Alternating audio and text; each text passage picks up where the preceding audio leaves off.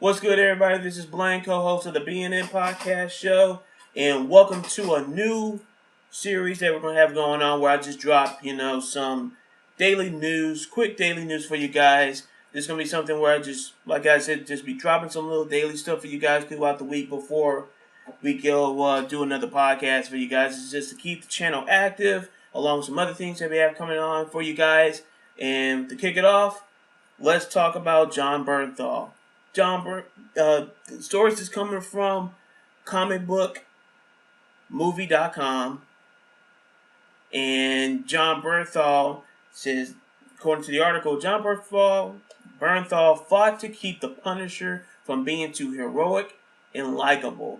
I like that. In a new interview, Jon Bernthal states that he didn't want to portray a Punisher that was too heroic and wanted his series to be bold. So bold enough to make the audience unsure who to root for. So let's scroll down. While some folks are ready to signal the end of the Marvel TV side of the MCU due to the rare misstep of, an Iron Fist, it's quite possible that the ship could be righted very quickly. First with the Defenders, and then right after that, Jon Bernthal's The Punisher. Speaking of the latter, what Bernthal tells MovieFone about his upcoming solo Netflix series should intrigue even the most jaded of MCU fans. It's an interesting predicament. To put the Punisher as the central character is interesting. I think that's my big struggle with him, is that one of my biggest kind of things is that I'm always fighting for on incentives. Sorry about this. Lost my space. I always wanted to preserve an essence of Frank and have the right and be bold enough to really turn my back on the audience and not do things to win the audience favor, but rather stay true to the character and the essence of who he is. So I think that's a real challenge, being bold enough to not make him too heroic. At least heroic is important to me. That being said, I think there's Frank Castle inside of everybody. I think being a father, being a husband, he's a character that I deeply emphasize with. The Punisher is currently without an exact release date, but it will be the next Marvel Netflix collaboration to follow the Defenders miniseries.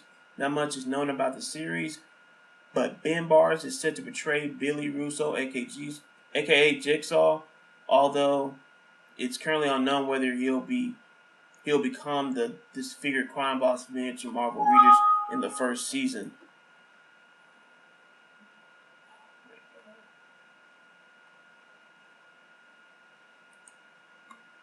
Sorry about that, y'all. Whether he'll become the disfigured crime boss Marvel readers in the show's first season. The 13-episode series began filming last October in Brooklyn and recently wrapped this past April.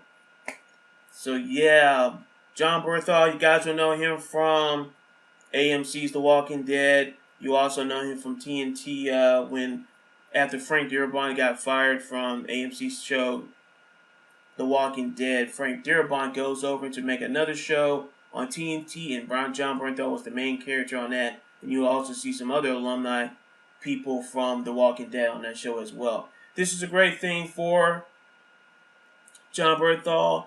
He's one of the actors that I like very much. He was in He was here at Comic-Con a few months ago. I didn't get the chance to meet him. I didn't go to con, but I heard he was a really nice, chill dude. So, but yeah, this kind of fits the MO of what he does for his characters. Almost everything I've seen him in, at least in the TV show stuff, he's always playing like this anti-hero or not, or kind of close to the villain type of character. Whether it was in that show he did on TNT when he was a detective, towards what he was doing in Walking Dead when he was playing Shane. So this is really great for him. He has his own show. He's the main character now, and I can't wait to see him bring it. I know a lot of folks complain that he kind of plays the same type of character, which he does, but it fits him perfectly. So I think it's a plus on his side. I think will help him more to grow as an actor, play different types of characters that are not the same trope of what he played. But I think he's mastered or close to mastering what he is doing when he's playing like a not heroic, anti-hero type of villain. So I can't wait to see what happens. this is great for him. Can't wait to see what goes on in November. But first, we got to check out how Defenders is.